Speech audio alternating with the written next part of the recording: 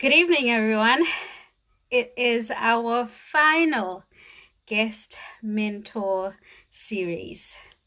All good things must come to an end, and today will be the conclusion of our first season of our live guest mentor series.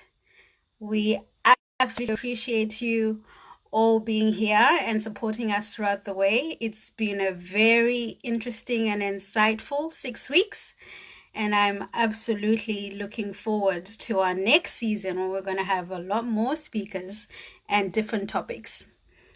On behalf of Incubate, I want to thank all our guest mentors who have volunteered their time and their evening to be with us, participate with us, and for us to have these conversations during our lockdown times.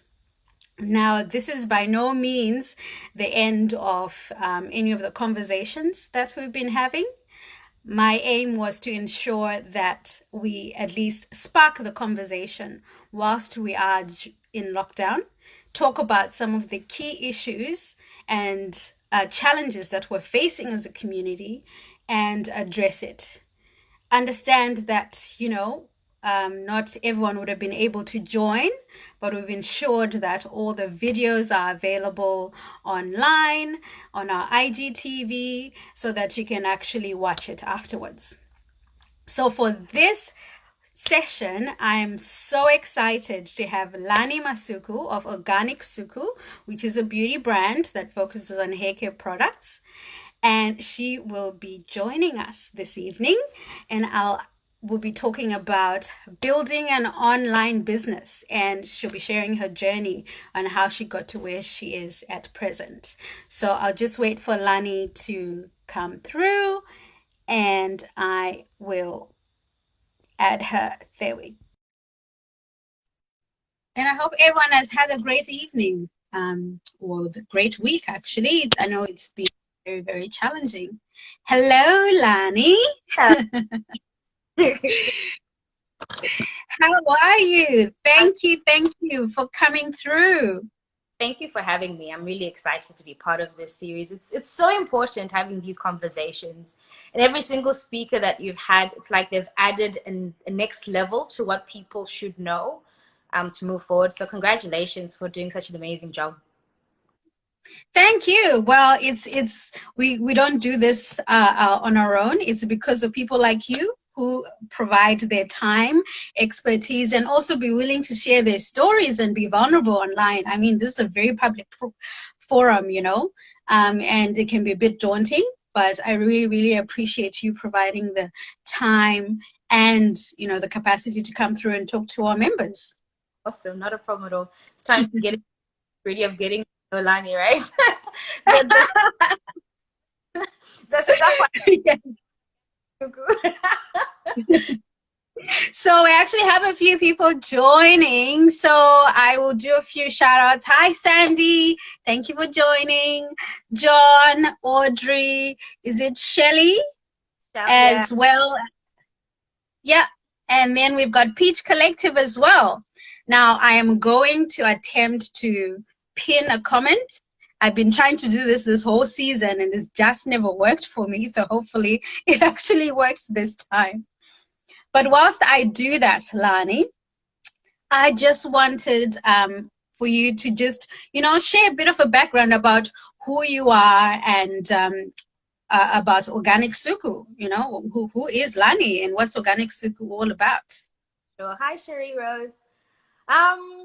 So my name is Lani. I'm from Zimbabwe, live in Australia. And I think when I came to Australia, I just couldn't get over some of the things that I'd experienced on school excursions, seeing people live in abject poverty in comparison to what I'd been used to as I was growing up in Zim. And so I couldn't get away from that. So when I finished my degree, I decided to get in the not-for-profit space. So I've worked for really big international agencies, getting to learn and understand how they do development and how they start the programs that help to alleviate poverty in developing countries. And so I worked in that space for a number of years, and I was starting to get a bit disillusioned because of the narrative, a bit of us and them that was being spoken of within that not-for-profit space. And so it's the conversation that was that people were having at the time when I started to think about starting my own business as a social enterprise, were conversations about people that look like us, that come from where we come from, know the best way of alleviating poverty, having and doing it in a dignified way. And so that's been kind of my journey to try and figure out, how do I create a business, because I was very interested and excited about business. How do I not create another charity? How do I create, uh, provide people an international market? How do I do that in a sustainable fashion? And versions of Organic Suku were born before then. Lots of fails, lots of fails. But the heart of Organic Suku, or the heart of everything that I is the work of trying to alleviate poverty. Because as you know, being from Zimbabwe, there's no success unless unless everyone comes along with you. You know, we've got that community, you know, thought process behind what we do. And so that's really the reason why I wake up every single day and pour out my heart into Organic Soup, and everything that I've done has been to make sure that we are all successful as we continue to go. Thank you, Lani. And I like what you talked about in terms of, when you're saying that you're thinking of starting a business and you didn't want to, run another not-for-profit or have another just basic beauty brand. And you talked about social enterprise. Now, what is a social enterprise, and what's the difference between, a not-for-profit and a for-profit business? So to me, a social enterprise is starting a business with the heartbeat or the view that you're going to be doing something for the community. It's not just, if it's going to be a for-profit business, the profit or all the elements of the supply chain or part of what you do is going to be benefiting a marginalized community of some way, shape, or form. So there are people who start social enterprises where they profit share with communities in developing countries. There are organizations that decide, I'm going to start a full-fledged business and then only provide, a certain amount of money to a charity like World Vision maybe, or sponsor a child within their business model. But a social enterprise, within their business model, you make sure that you are supporting communities. And the way that we do that at Organic Suku is through the supply chain. So I make sure that all of my ingredients, all of the farmers that I work with, that none of them are involved in the slave trade, because it's still happening right now. Ensuring that they get a fair wage, ensuring that the women's cooperatives that grow the ingredients that we love on our hair and on our skin, that no one is taken away from while we beautify ourselves on the other side of the world. So that was very important to me. So it was, and also there's that whole thing of, okay, if you do start a business and it's on a social enterprise bent, you need to make sure that you're always providing a market for people. So your business model has to work. Money has to be coming in, because once you commit to a community that you're opening up international market for them, you need to make sure that money is continually coming in. So I spent a lot of time trying to firstly understand, would people buy from a Black woman? This conversation about starting a Black business and having to pay for the sins of Black businesses that haven't really given back to the community. Well, how have you found that?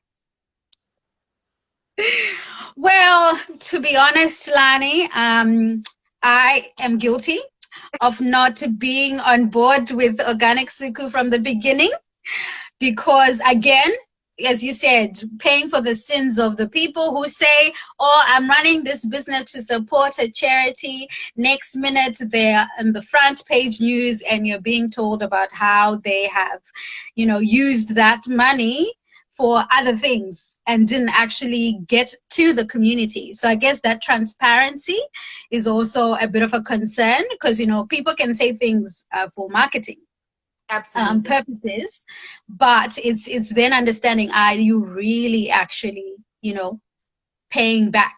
And even the whole idea of, is it really Black owned? Like, it's really, really difficult to determine what business is Black owned out there. How have you navigated that space? There have been many iterations before I got to Organic Suku. We're talking about online business, how I got to where we were, where I am now. I started as fro. I was a hair blogger, and I really enjoyed talking to people about hair. People, took my advice because I was face to face. People would see me. I was the brand. I was Afro, and people were talking to me. I was giving people advice, and I was on YouTube, all of that lovely stuff. When I then transitioned to Fro Group, which was basically requested by people, by my followers. When I transitioned to Fro Group, the new followers that didn't know me kind of hesitated and made me really work for it. But it wasn't necessarily even about, are you Black owned, but are you going to provide the service that you say you're going to provide? Because there will, some of the questions or the hurdles I had to overcome was building trust, because people have been burnt so much with Black businesses for one reason or the other. And so it took a while to build that trust, because no one, no one was about to just give me a chance. So I had to have consistency, be disciplined with the brand, and slowly build. Mm. Well, it's interesting you talk about, I actually yeah. purposely about the social enterprise, because I find that when you talk about, please buy shea butter from me because money is going to be going to women's cooperatives, because this woman needs to take her baby to school and all of that stuff. I find that dishonoring of people. Because it's very obvious that when you start a business here and that's your own business, or you go to work, you're doing that because you have to pay bills. Why do we have to create this long narrative about the African woman that walks and everything is really tough? So I really, really hate that narrative. And so when you buy Organic Suku, you're not going to see me talking about the hardships that some of the women are going through. These women are intelligent. These women are dignified. These women are entrepreneurs in their own regards, and they're making a living, and they're also producing beautiful things that every single person should have in their cabinet, Black, white, or brown, right? And that's what I want to push. My business model itself is ensuring that my supply chain ensures that there's no one that's involved in, the slave trade, as we talked about, no indentured servants. So that's really important for me. All my ingredients are certified organic, so all of those elements are there. And in the future, kind of what I'm trying to think about is, how do I start talking about those women in a very dignified way? I absolutely love what you talked about, that sense of dignity. Because I'm going to be honest, the reason why I then switched to Organic Suku is because when you became clear about the conversation of the people that you're supporting, you weren't talking about, their sad story. Because sometimes this ends up sounding like a marketing gimmick. But there was a sense of dignity in how you shared the story. And as a result, I was like, actually, yeah, I'm going to buy into that. Even though I don't necessarily need to know what's, all the specifics of the people, but because you talked about the story about the people you're supporting in a dignified manner, it gave me more respect towards your brand, which is the reason why I then switched. Yeah. And Thank I you. like what you talked about in terms of, you started off with your blog, and obviously, you're interacting face to face with your customers. And then, due to that demand, obviously you would had your followers, and then switching on to online, where you then need to start having new customers. How then do you build that trust when you're in an online business? Because, you're not face to face anymore. People only see your website or what you post. So how can you build trust when you're starting an online business? The currency of online business is word of mouth. I think even if you have a brick and mortar, and any type of service that you have, it's always going to be word of mouth. If you're creating a service, or you have a product that your first customers absolutely love, engaging with them and having conversation about, what do you love about my product? What is it that works for you? And having them be really honest and authentic back to you is very important. And then finding ways of sharing that with people in an authentic, non-gimmicky way is critical for online business. So you find businesses have started, engaging with influencers, and that's a bit topsy-turvy as well. I find that really troubling a little bit with brands. But it's ultimately going to be word of mouth, and those people who talk about your brand, they're going to talk about your brand face to face in private with their family and friends, but then they're also going to be those people who are online constantly sharing about what products they love using. um yeah, so taking advantage of the digital space in word of mouth that translates to either reviews, something to do with the video, creating content that shows exactly how your product works, showing before and after, that creates trust in your brand. I found that over time, one of the things that we believe as business owners is that if I believe in my business, surely my friends are going to believe in my business and buy my brand. And Yeah. sadly, the answer is no. Your friends are buy your product, right? So I found that was one of my the struggles that I went through as a first-time business owner, where I thought my close friends would buy my products, but then the next step forward didn't, and I was trying to figure out what was going on. But it's very heartening over the months and years that they've started buying the product. So it's like I still needed to prove to them that my product actually worked. There's Lani Masuku here. Yes, we like you, but Organic Suku, we don't know about it. So even they needed to wait and hear reviews from people that they trusted to see how the product actually worked, and that they weren't just going to buy because it happens to be Lani, my friend, but they were buying because it's something that they really wanted for themselves. So yeah, trust is a really Yeah. big, takes a long time to build trust. Just because you got a video doesn't mean that it's going to translate to people buying your products, but Mm-hmm. also of paying for the sins of people who've done really bad business in the Black community. Well, let's talk about those sins. Because I mean, it's difficult for people. Actually, you find it's challenging for Black business owners to actually get some traction, especially within our community. People say they want to be buying Black, but they actually don't buy Black. People end up, buying the Garniers and the L'Oreals that are out there, even though we know very well that their products are not designed for our hair type. Why is it so challenging for people to buy Black? Like, why is it so difficult for people to support? um, I think that's okay. I'd love any of our anyone that's watching to give me any insight, please. Why? But I think I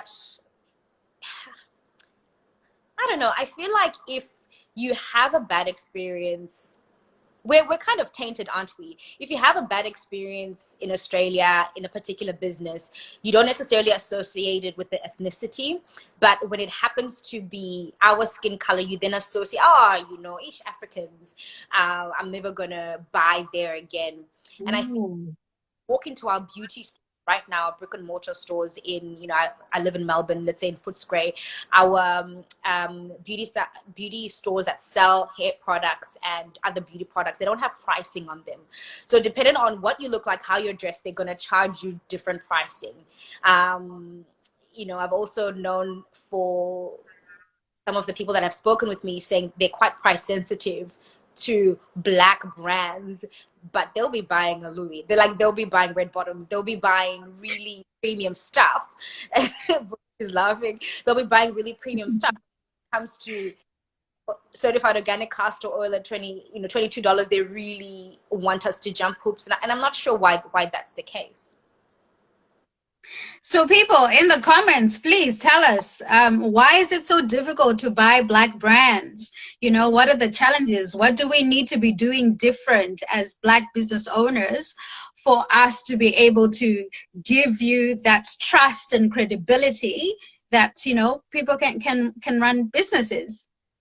Because I think it is an absolute challenge, because I mean, when you talk about building trust and then you have all these different hurdles, when you shifted from a blog onto then going online, how was the process in terms of, like, did you think about What do I need a website? Did you start a social media account first? Like what came first? Yeah, I love sharing information. So what came first for me, I discovered that there were hair forums and there were people that looked like me that could grow their hair, and that I was just so curious about that. And so I just started sharing that on Facebook, funnily enough. And I was getting tired of answering the same questions over again. And then I tried to determine what platform I could go on. I decided to go on WordPress. That's when frofro.com was created. And over time, that grew into one-on-one consultations. I began consulting on hair. I began developing hair challenges for people. Again, every single time it was trying to solve a particular problem. First, I was trying to solve the problem of answering the same question over and over again. As I was building trust, people took my advice. And then I started telling people, okay, I've built this, I guess I built this product for you. It's a free product and this is the service. If you do this, these are the benefits that you're going to get, and people were getting benefits from it. And this is the, you know, the castor oil challenge, the grow your hair challenge. If you've got a hairline that's sensitive, I can help you grow your hairline. And again, people started seeing results with that. And then people started saying, giving us these, you're sending us to links and sending us to products, and we just want you to create your own product line. And so I created my own product line and used the hair challenges to link in with my product line for people to always go back to the hair care routine that was linking with the product. Yeah. So that's, I can't say it was accidental. It was driven by the community. It was driven by people who wanted more from me. And every single step of the way, I was solving a particular problem. And the key thing when you're starting a business, you have to solve people's problems. It's well and good to make money.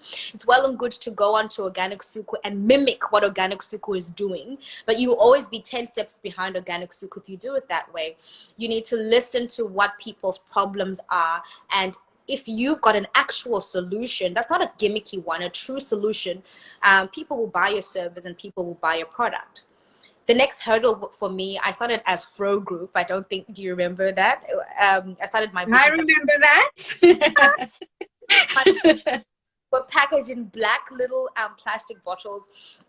And the hardest thing was trying to determine what my price point was going to be. So I researched, I went online, I tried to figure out what are people in the States doing. They didn't have products like mine. I went, hey, the product seemed astronomical, and I was really fearful of how it would translate here. And I started talking to people. There were different forums, African-based Facebook forums, and they were like, oh, I can just go to China and get this. I can just, you know, people were really discouraging. They would think, why are you creating a brand for yourself when you can already get it from other people that don't necessarily look like us, that have got full-fledged businesses? Whereas I was inspired to start something for us, by us, really. So that was really, truly challenging. And I found that, you know, kind of the mentality was challenging, and I was quite fearful that I wouldn't be able to start my business because I didn't think people would want to buy from an African. I don't think Africans would want to buy from an African. So I launched Fro Group anyway, and they did slowly. I actually had someone who I thought was a close friend, and she said, Lani, I love you, but I will take your hair challenge advice, but I will go somewhere else to buy the products. And I was curious, and I said, and you know, we had this long conversation, and I said, why?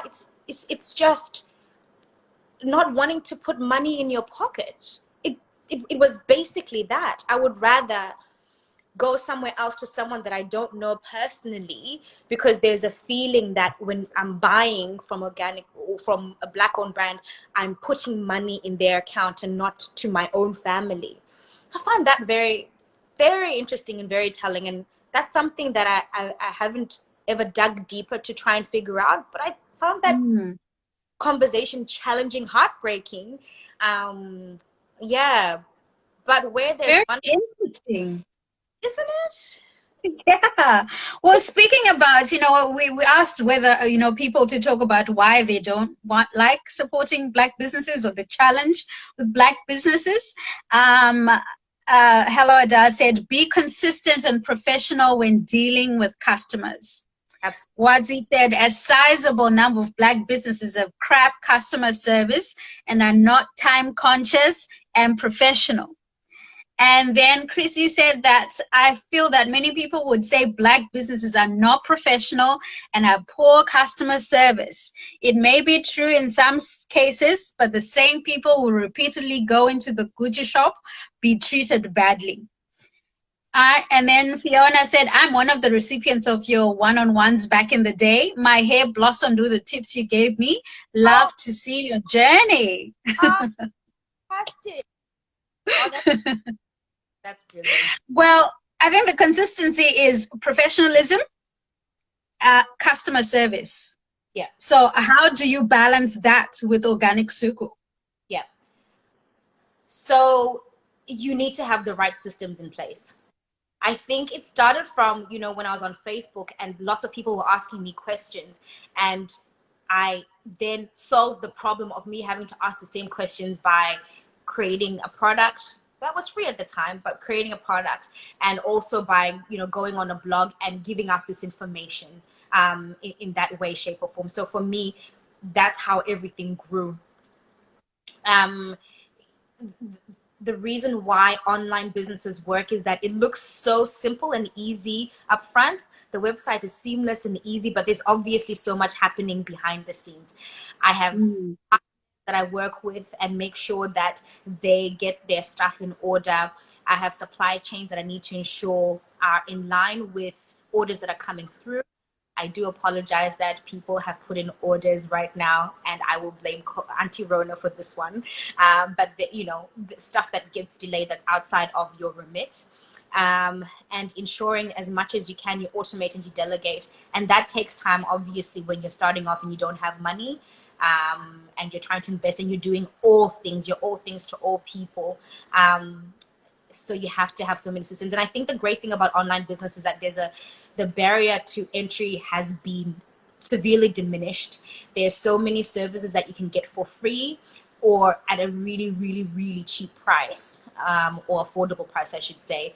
And so there's really no excuse in not having your systems in place to ensure that you're running behind the scenes really well. So that when a person places the order, it's done. No one really cares that I've had a long day and I had 20 calls and this and that happened. They care that they get their product when they want to get their product so that they can get their hair done. Everything else is my responsibility. So true. And like when you started, because I mean, it sounds like you have a whole team that you've built around, making sure that you deliver to your customer. When you started, did you start with a lot of money? Was there huge capital? Did you go entrepreneur, quit your job, start the business? How did you balance that monetary aspect of running a business? That's a very, very good question. I had no money.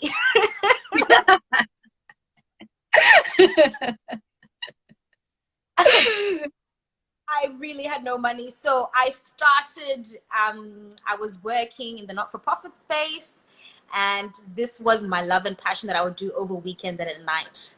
And on top of not having money, I actually didn't really know what I was doing. So it was all just savings and little money, little bits here and there, not knowing how much it would cost, for even where the oils would come from, the packaging, how much all of that would cost, and how to create a pricing structure. I had no idea. So the time, it was mostly, I would say the most money that I spent was my time at night and over the weekend. And really moving away from partying, going out, hanging out with friends, and investing a lot in my business. And I think the key thing for me was having that vision. Like, it was Jeff Bezos whose vision for Amazon was decades ahead. And you just need to have that vision, so that those days that you're not out with your friends and those weekends when you're trying to explain to your close friend how big this could be, and they think you don't know what you're talking about, that you believe in yourself. So it was a whole lot of, not a lot of money, and getting little bits and pieces. The great thing is that you can start small. buy small amounts of whatever it is that you want to get, test it out with your friends, and then start using the profits from that to go back into your business and continue building that way. That's how I've grown Organic Suku. So essentially, yeah, is just starting that savings habit that we talked about last week. Like if you really want to have, that business, Oh, start small savings habits and then test. I think the best thing that you can ever do, if you're thinking of starting a business, is just test it out. Test it out with your friends, see whether it works or not. I mean, we're privileged in this day and age to actually be equipped with so many online resources on how to start a business. Yeah, Chrissy said resourcefulness. Resourcefulness is key. So maybe you don't need that extra pair of shoes or, that, extra bag, or maybe you can go all natural for a whilst you're saving. And yes, Organic Suku will take care of you in that aspect. But yes, I think the key thing is almost understanding that, yeah, that you have to be resourceful, putting in those hours, putting in that time, and also, yeah, just being courageous enough to try. I mean, I'm a failed entrepreneur. My journey was essentially like probably maybe 4 years ago. 4 years ago, actually, I had the intention of building an online marketplace. And this online marketplace was going to be strictly for multicultural products and services. So something similar like Zura. I know a lot of people, especially who are in the African community, know of Zura, which now has reiterated to Uju Media. But something similar, but for multicultural, because what I identified is in Australia that there weren't that many people. Well, there actually wasn't a marketplace that is particularly specific to the multicultural community. So, I sat on this idea for a very, very long time, up until such a time now, if you search, I think there are about over 100 businesses similar like that. So if you don't start now and just test it out, someone else is going to have a similar idea and then they're going to launch it. So now I'm like, oh man, now how am I even be able to do it? But I like the idea that you talked about. You need to have that vision, because yeah. that vision will then help you to be authentic. Because there's so many copycats out there that can try to be like Organic Suku, but as you said, because they don't know your vision, they don't know what your passion is, they'll never be the same as you. I think How do you handle competition? part B. But I think one of the things that I really took out of business side of things, when I was at university, there were people who had very interesting backgrounds and were all in a business class. There were people of Chinese background. There were people from Zim whose parents already had businesses. There were novices like me. So everyone was very different. And when I look back and I catch up with them, everyone has done something very different from that same business class, from that same time where we invested and worked on, fake businesses in during our classes. And one person is now a magnate in China, building amazing things, billionaire. Another person is pursuing and pushing their family business. Another person is creating innovative things in large multinational companies. And for me, for the longest time, whilst I was in the not-for-profit space, I was creating new products or innovating within the profit space, which I found very interesting. So that was really something that encouraged me that, yeah, you're right. No one can take the vision away from you. You can be in the same class. You and I can see the same thing, but we will create something totally different from what we've seen. And even when you go into a supermarket, there's so many brands of bread, so many brands of the same, in the same product line. And people, it's interesting what people pick and why they pick particular things. Yeah. That's what encourages me with competition. Competition is hard to deal with, but the truth about competition is they will not take us seriously until there are many more of us. Only Amen. is in Australia, they're not going to take us seriously. But if there's organic suku, there's that, there's that, there's that, there's that, there's all of these others. We become an industry. We have a voice and we have a powerful one to that. And so what I continually need to go back to is the fact that we look at competition because we are quite new in Australia. Competition in Australia in the Black community should be communal for now until it gets to the stage where we're trying to beat one another, you know, in price, in quality, and Yeah. so. But for now, we need to create a market for us and shout out and say we are needed. That's where we need to Mhm. in this space, in this season. And I absolutely agree that buying power is so key and so important because, you know, if we want Black-owned businesses to be supported, to be respected, we also need to be investing in that, you know, buying from our black owners, buying their products, supporting their services, spreading the word, because it is going to be very, very communal at present, until we build such, until we have influence. Because the key thing is being influential within the market, and then you have a demand, and then soon you'll then start seeing these Black-owned brands within your supermarkets or your retail stores, and even further growing as well, as a brand. The support is necessary. And Linda actually said, competition means that there is a market. And we all know we love choice. We all know we Yes. in Mecca, we love walking to Sephora, and we love going, oh, I don't know about this, I don't know about that. We love it. So the same is going to happen in hair care. The same is going to happen, and it should and it must happen. That you are able to say, oh, I'll take, you know, the castor oil from Organic Suku. That's great. I'll take this shampoo from whoever, and I'll take this, and it'll be amazing if all of those are Black owned. That's where we want to be. But competition is difficult. But as long as you've got your vision, again, there can be so many different hair brands, but they may exist for a particular reason. There's some people that exist simply to be price sensitive, for the price sensitive. They don't really care that much about ingredients or where their stuff comes from. There are those that really care about absolutely everything. There are others that, you know, only care for Afro textured hair. There's so many different visions and why brands exist. So as long as you have your vision intact and understand where the market is in Australia, we are very much starting up. Then, you know, always go back to that. And I think another thing that I do is my partners are complementary to my brand. So I work with hairstylists, I work with people in the industry, to continue to build that way so that we have a larger and a wider voice. Yeah, yeah, I agree. And also, what I said, you can actually collaborate with the competition, you know, in a really innovative way. So as you said, at present, especially within the, you know, Black-owned business community, it's still very small. So there are actually potentials of being able to collaborate. So Yeah, maybe someone actually has a similar idea to yours, and, you know, feel free to reach out and, you know, support each other so that you can actually be at a bigger platform. Because, yeah, well, the reality is, even as big as you are, Colgate still has competition.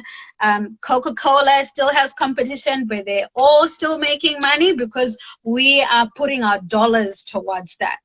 So competition will always be there, and competition means there is definitely a market share. absolutely. So how then do you balance work-life balance in terms of, you know, you're running a business? You said that previously you're doing it after hours, over weekends. You know, how then can you manage that? Because sometimes it's really difficult to have that time to dedicate towards your other passions. I made a very conscious decision to do that. I remember I was sitting down, loving my quiet time and watching trash TV, and I was looking at all, like, they're making money off of me watching TV. That's what they're doing. They're making money off of me watching TV. And even though I'm resting, I've actually rested. Now I'm bored. Now I'm going through all of these channels. And then now we're going to go out with my friends and have a mediocre time, great time that I spent with my friends, but I'm having to deal with noise and outwork, all of this stuff. And so I just had a shift with what is it that I wanted with myself, and what is it that was going to make life better for the people that I care most about, which is the marginalized. And that's the reason why I do what I do. And so slowly I just started changing what I thought to myself was self-care and what I thought to myself was rest. So I would rest, have a fun time, but my self-care was building my vision, and creating a legacy. That is what became my self-care. Wow, that is really, really powerful. So your business then became your self-care because it's lined towards your passion. Yeah. That's really amazing and really powerful. If Like anyone has any questions or comments, please feel free to put through in the comment section whilst we have Lani here. I mean, running an online business is always a challenge because it's you're so all online. it's really hard as well, and you have to be a student of your craft. There's new technologies, new things happening constantly. Like, I'm not on Twitter, I'm not doing this, I'm not doing that, and you constantly think maybe I'm behind, maybe I should be doing this. You're inspired by what other people are doing, but you're trying to figure out, how do I even start? I'm feeling so full with the schedule that I have to keep, and you're finding that people are moving and pushing ahead with other things. So it's a tough thing. It really is. Yeah. It takes We so have a much up. question. Yeah, we have a question from Miss Sherry Rose. What was the biggest mistake you made? What were the biggest mistakes you made? There are a couple. I'm sitting on so many mistakes, so many failures that I could write a book about how many times I failed. And I think what I learned about failure is part of success. Failure is something that happens because you're actually trying. And one of the things that I learned very quickly is fail fast, move on. Fail fast, move on. Fail fast, move on. So one of the biggest gosh, I mean, look, okay, I mean, let's just talk about the branding. Let's talk about starting Fro, then Fro Group, then Fro Organics, then Organic Suku. Like, that's a failure of really trying to establish a brand, and a strong brand at that. And really, it was me trying to find myself, trying to ever changing how how I was to name myself, and what that meant for how people viewed me and the service and all of those different elements. So as I was trying to figure myself out, I was trying to figure out how I would be named. But from a branding perspective, that's just catastrophic, really, because it feels like you're starting again, and people don't trust that. It's like, oh, you're Pro Group now, Pro Organics. Okay, what's next, line?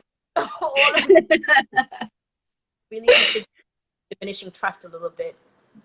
Yeah. There's so many. What others? I could have had a skincare brand. I started with a business called Kia. I thought it was brilliant. I just found out that I didn't know enough about skincare. It didn't make sense. I couldn't translate it really well. And so I had to walk away from it, even though it was really hard. And I love everything to do about skincare, but I just didn't know enough. So I had to walk away from it. Just had to walk away. Well, we have more questions. So Rojeko asked, how do you manage the emotions that come with being a Black female business owner? Can I go to part B of Sherry's question? She's asked, at the start, not knowing all that you do now. So the biggest mistake, you know what? The biggest mistake that I've made was sharing my vision with people that weren't for me. I think one Oh, of the things, when you step into something that's for you, that's when you realize whether people are for you or not. That was the toughest part in my life, really understanding that people that were really close to me were like, I remember having a conversation with someone that was very intelligent, was an actuary, and I was just like, this is what I'm thinking. It's like, Lani, why don't you just sell Dark and Lovely and just open, like, it was so like so a lot of with me, and I put a lot of stock in who I thought my close friends were, and I translated my close friends with my vision, and that if my close friends couldn't see my vision, that my vision meant nothing. So your vision is yours for a reason, and not a lot of people will understand it. So I think the lesson learned there is, go to a stranger, find a mentor, go to someone in the same field as you, whom you may not know, bounce ideas off of them. You will get something that's more structural from them rather than an emotional, I knew you when you were 50, now you're talking about starting a business. Like, that's what people do. Yeah. Sorry, I had to answer that. Wow, that is really powerful. Okay. Okay. So yeah, not everyone is out there for you. And when you go get that feedback, so you sort of need to know how to filter the feedback and the people that you share your vision with. I think that's so important. You need to be very mindful who you share your vision with, because some people can then just snuff the fire out of you, and you think, oh, what's the point, when probably you just have shared with someone who just can't see the way that you're seeing things. I could you have know been better. Who knows? so yes, so Rujeko's question: how do you manage the emotions that come with being a female Black business owner? Um, yeah, that's really hard. So I'm very much an introvert. So after this live, I'm gonna have 3 days of not talking.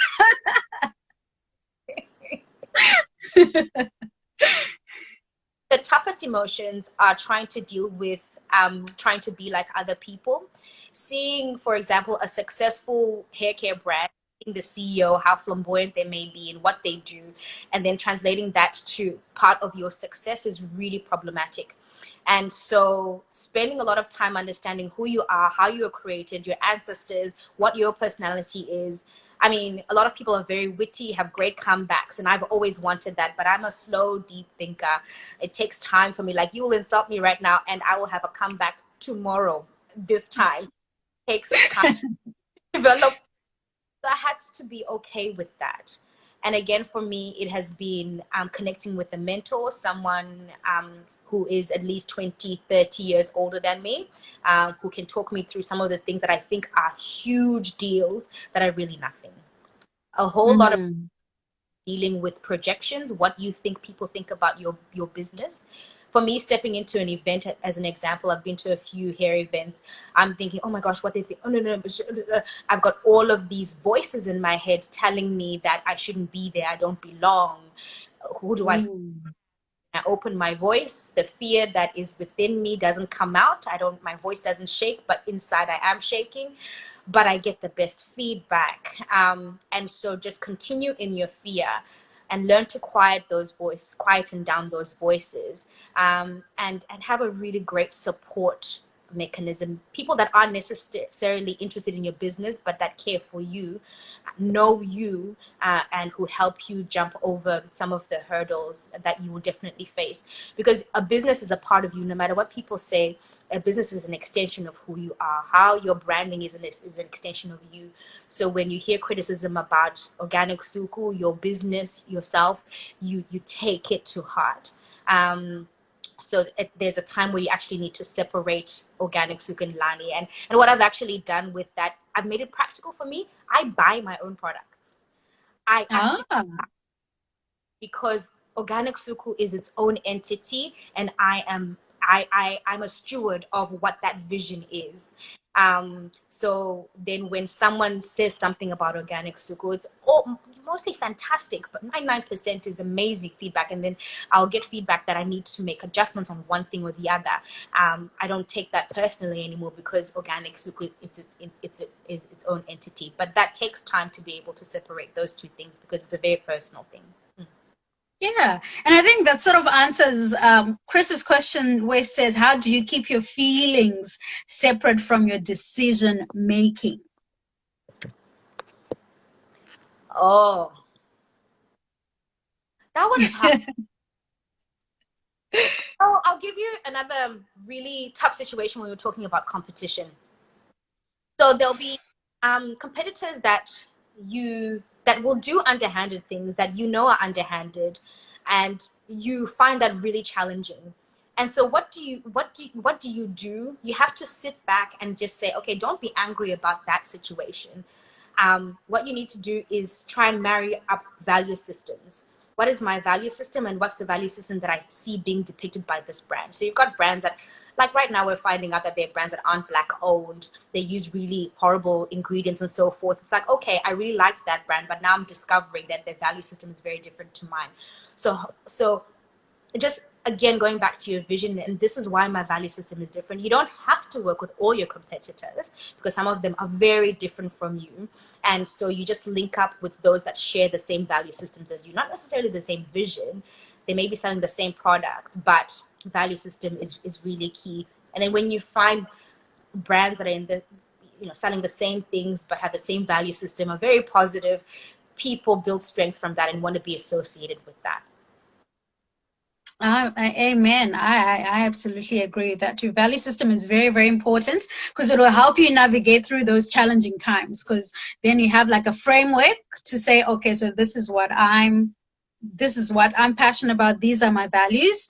If this decision doesn't align with my values, then probably maybe it's not the best decision for me, because probably the last thing that you want to do is to try and fake it out, and then it ends up being detrimental to yourself, your own spirit as well, because it's detrimental to your brand, to your own motivation, and yeah, not worth it. Another question, one more question before we finish, because I know we're running out of time. So Lynn asked, you mentioned your love of creating products. Curious about what your process for this is. What is something that you had to get training on, or did you develop your own process through trial and error? Great question. Very great question. I found that I needed to differentiate myself from all the other bloggers who had created hair care brands, and the way that generally, I'm speaking very generally, that bloggers start brands is by creating products specifically for their hair type. And so for me to get outside of that, I did get some training for that. So there's understanding scientifically how your hair and your scalp work together, and based on that you can then formulate products that work really well. And this is where you need to understand where your lie. So my passion is in creating products, definitely, but my passion isn't necessarily in all the aspects of that. So there's some partners that I work with to deal with one or two aspects of developing products themselves. But in terms of trying to figure out how I create products, it's always going to be needs based, and it's always going to be from a care perspective. The foundation of Organic Suku started from caring for your hair, by caring for your scalp and everything. Then when your scalp is cared for, then your hair becomes healthy. There's no point in getting a beautiful style when your hair is unhealthy. So that's the basis and the foundation of Organic Suku, really. And so all the products that come in the future that are being created right now behind the scenes are going to be emulating and adding to that. But for me, yes, definitely studying trichology and other aspects of making sure that the products that come to you are what they do what they say they're going to do.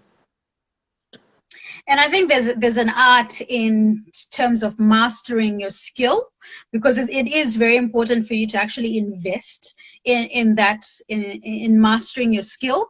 Because yes, you may have a passion and you may know surface level, but it's important for you to dig deeper and deep down and sort of be an expert in that field or in that particular environment. And I can attest to Organic Suku, because I am one person, I went through my natural journey and tried all different things to figure out what works best for my hair.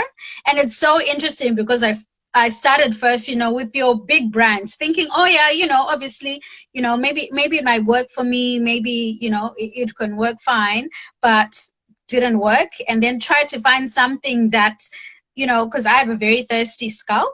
So I was trying to find something that will help stop the itch. Oh my gosh, every other day I was just itching. And then when I then tried Organic Suku, oh my gosh, absolutely amazing. Like I can, oil my hair, do my hair treatment on Sundays, because Sunday is my self-care days. And then I can last a whole week without even, tapping or, itching. And it made me think, why am I not, like, when you buy brands, why am I not buying for someone who has similar hair type like me, who knows our hair type and understands how it works? Why am I going to all these other brands that are just there for marketing, you know? And it made me realize that I wasn't really in researching enough and understanding what my scalp needs. And that's where it goes through, you know, your hair care routine tips that you're providing, you know. And I realized this is someone who knows what our hair texture goes through and the different challenges that we have. So obviously you would have tailored your product for that. And it worked. It really worked. And, you know, it's been amazing. I cannot stop singing praises for Organic Suku, to be honest. If you're someone who's on the hair journey, trying something else, try out Organic Suku. You know, Lani has done the work. I can guarantee you that. You have definitely done the work, because whatever you're doing is working, and I appreciate you, and I appreciate the brand that you've started. Thank you. And I think as well, what I wanted to add is that be unashamedly you. So there's some brands that start and make products in their kitchen, and that's how they start their products. And Organic Suku isn't that brand. All of our products are created in a factory, they're manufactured, and that is what we have chosen to do, right? Our vision is your strategy. That's just your decision about how you create what you create. And I'm not a DIY person. I'm not going to be the person who's in there 4 hours doing my hair. All of like a 4-hour wash day to me is a nightmare. So I try to, so Organic Suku, what it's done is just depicted who I am and where I'd like to go in terms of how I minimalist with my hair care, and those are the types of products that I've created. And so again, when we're going to competition, even competition, the way the products are created is so different to how other brands create their own products. So it's really, what are you competing against? It is very much a vision-centered thing that we need to be really looking at, and looking at ourselves as a community. Yeah. And Natural Zim Chicks actually said it's very interesting point there. We buy products not meant for our textures and are kind of forced on us to be the best option through advertising. That is so true. Like, if you really think about it. And if I even think back to Chrissy's comment earlier, where she said that, you know, when you go to a black business, you know, when you have bad customer service, you start rating the whole community. You paint the whole community that, oh, black businesses are crap. But go to a Gucci store, get bad service, you rate that particular store, but still buy the brand. No. You will say, oh, they don't need to have good customer service because it's Gucci. You're getting exactly. I do that. But again, it's all a marketing gimmick. You know, the whole idea that, oh, we must have Gucci. We should have, you know, all these big brands. If you think it's a lie, Google De Beers jewelry and then understand what their marketing gimmick is. And then you then understand truly what marketing is. And diamond is actually not a very precious metal stone. Oh. It's just someone placed value on it, and as a result, people think that, oh my gosh, you gotta have it, you must have it. So yeah, that's a very, very, very interesting point. Unfortunately, we've run out of time. It is. Which is so annoying. But I want to say, on behalf of Incubate, thank you so much, Lani, for taking your time to go through what it is to run an online business. Very great insights. I mean, we talked about, you know, the different types of business that you can run. You know, you can have a not-for-profit, you can have a for-profit, or you can have a social enterprise, which is sort of a combination of the two. And your passions are what is going to drive your business. Understand your value system so that you know what it is that you need to focus on, and it'll help you drive and motivate your business. Please, people, let's continue the conversation in the comments.